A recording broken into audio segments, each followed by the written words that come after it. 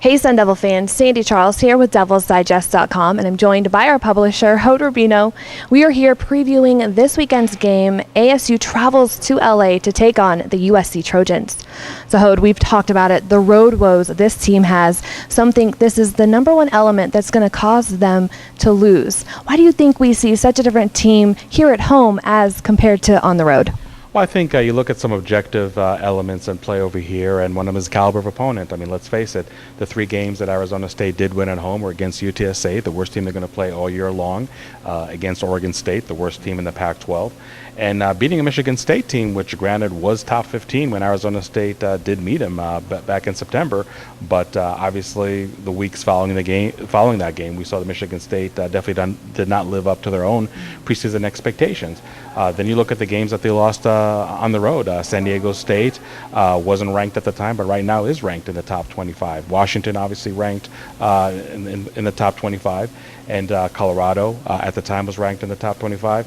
And even the game last week against Stanford, I'm not going to put them in the same caliber as the other opponents I just mentioned, but it was a game that ASU played obviously at home and really could have won that game, because that was the worst Stanford team I think the Sun Devils have seen this decade. So sometimes you just have that simple element that just the way the schedule broke down is that your tougher games were away from Tempe and your easier games were here at Sun Devil Stadium. But I also think in the broader sense, you just have an offense right now that is still trying to find its identity, still trying to play that elusive complete game, and I just feel that when you have issues like that, not that they did a great job fixing them at home, whether it's in the middle of the game or halftime adjustments, but I think it's just that much harder to try to work on those issues when you're away from Tempe. And I also think when you look at the defense, and you know, we talked about it a lot. I mean, we're seeing a lot of positive signs from week to week from that unit, but at the end of the day, it's still a young, inexperienced group playing under a brand new scheme that you do have the normal learning curve associated with it.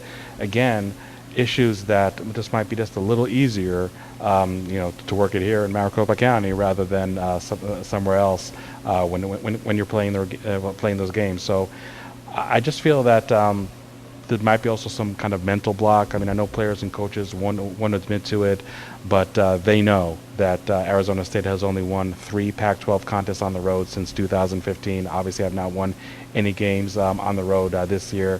I would have to think, subconsciously or not, that is something that's really sitting in the back of their mind every time they take to the road.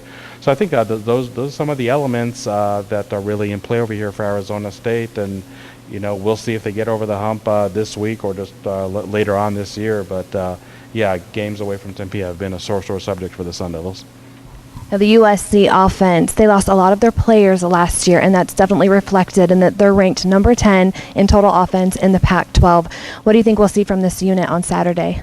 Well, what we probably won't see is a starting quarterback, JT Daniels, who's still in concussion protocol. It looked like earlier this week that he might have been cleared, but as the week progressed and as we're taping this right now on a Thursday afternoon, it doesn't seem like he has been cleared, has not practiced yet this week. Head coach Clay Helton said that if JT Daniels did clear concussion protocol Friday, 24 hours before the game, that he would start, that he would play.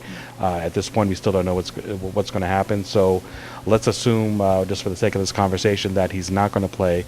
Then it's going to be redshirt freshman Jack Sears, who has not even attempted a pass in a USC uniform. So he's really just a huge unknown, really to prepare for, but also just really what to expect from. Now, we know that USC has very talented wide receivers in Tyler Vaughns. Michael Pittman was having an unbelievable season. Now the question is, does it really matter who's the quarterback throwing the ball to them, because those guys are just so talented and really can make something out of nothing if needed, or is really the fact that you're just having maybe the quote-unquote the deer in the headlights effect for a redshirt freshman starting his first game as a Trojan? How much effect is that going to have in the passing game? You look at the running game, and maybe this is an element you think USC would lean on more, especially if Daniels did not play. Well, this rushing attack, I believe, is not number 9 in the Pac-12. And not that I'm comparing Arizona State's rushing defense to Utah, because the Utes, they demonstrated this season they're over and above the best unit in that sense in the league. But USC running game struggled a lot, so I don't think even that element of their offense is really coming into this game with a lot of momentum, and you don't know if there's going to be added pressure on them really to perform, again, if Sears is going to be the quarterback.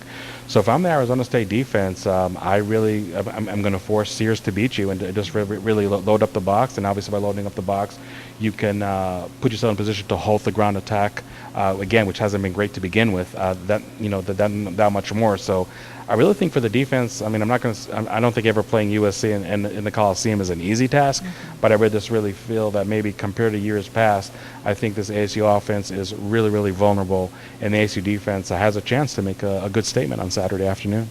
Now, USC's defense isn't faring much better. They're allowing nearly 4 touchdowns a game. How can ASU's offense attack their defense?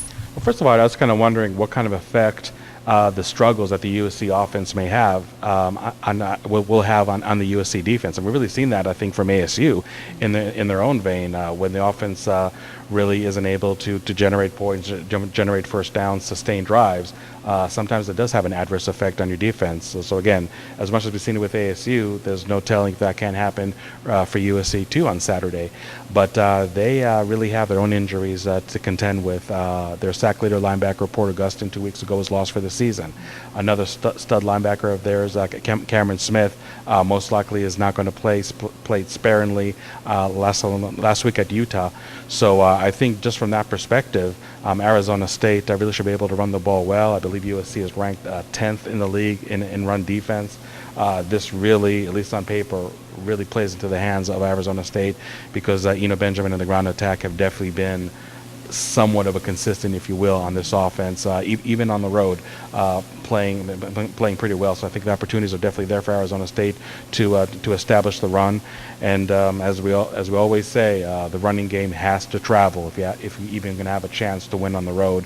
So maybe this matchup is something that can favor Arizona State.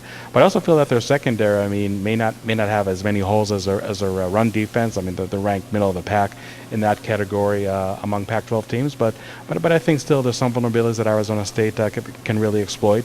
I thought it was interesting that Manny Wilkins, while he didn't admit that he's having issues connecting on long balls, he said at the same time that Arizona State really maybe should go back to that, dink and dunk, West Coast offense, the short passes, just to get the chains moving, and really almost treat the passing game as a running game, if that makes sense. Just a 5 yard out here, 3 yard out there, but as long as you're advancing on the field, and more importantly, not having turnovers like they did 3 of those last week against Stanford, that can be just maybe a quote unquote more boring passing attack, but at least one that can be really efficient. And obviously, if Arizona State takes that approach, we should see the running backs involved more in the passing game. We should see the tight end, namely Tommy Hudson, more involved. And we actually did see a valiant attempt for Arizona State to get Hudson more involved in the passing game, and I'm really expecting more of the same this week.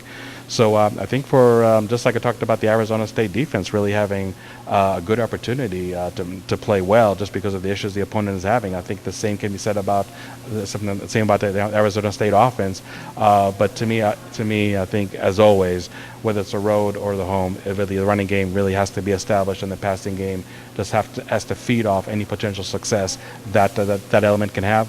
And again, like I said, with 2 huge injuries for USC and Porter Gustin and Cameron Smith, I'm not saying there's not 4 or 5 star players in the wings waiting to replace them, but judging on the last couple of weeks, USC hasn't been able to play all that well with their absence, or with someone like Cameron Smith has been in and out of the lineup. So, like I said, really good opportunity for the Arizona State offense, especially on the ground. We'll see if they can take advantage of that matchup on Saturday afternoon. So we've talked about a lot of elements, a lot of things that could happen. Do you think that ASU can pull off the precious Pac-12 win this Saturday? Well, I think that college football, at least to me, is really a what have you done for me lately question that needs to be answered, and the way it answers can really, more often than not, have a more accurate outcome of what can happen. Now we look at USC, and again, I'm not comparing Utah to ASU right now. I think at least right here, right now, there are 2 programs that are going in 2 different directions. So you can only take so much what Utah has done last week and really see, okay, can ASU duplicate in some manner this week? But USC did not look all that great, especially on offense against Utah. So I don't feel the Trojans are coming with any kind of momentum into this game. Again, the potential absence of starting quarterback JT Daniels can be huge. And again, on defense, just really key injuries, which I don't think the Trojans have really proven that they can really overcome those. But then you look at the Arizona State Sun Devils, and especially the offense. I feel that right now having the lowest point output of the year just last week against Stanford, I think you can only wonder how fast and how effective they can really bounce back from that. Like I said, I'm really optimistic about the defense and how it's playing, but they have those third quarter issues that have affected them definitely big time last week. I mean, that really was the game against Stanford. Affected them also in other road games. You just kind of wonder, is that some issue, mental block or not, that they can really put aside and overcome. So look, Utah in the air put 341 yards on the Trojans. I'd like to think that ASU's passing attack, when it is performing as expected, that they can put numbers. They're going to be pretty similar to that. But look, I mean, you just have to look at history, and it's not only just the struggles on the road this year and obviously the last 3 years, but I was joking with somebody the other day, and I said, you know what, it looks like whenever USC needs a pick-me-up or a bounce-back game, Arizona State is right there for the taking. 2015, 16, and 17, every time USC beat Arizona State, they were coming off a loss the game before.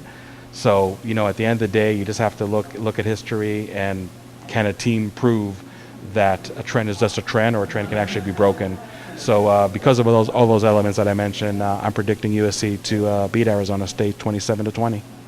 Thank you so much, Hode.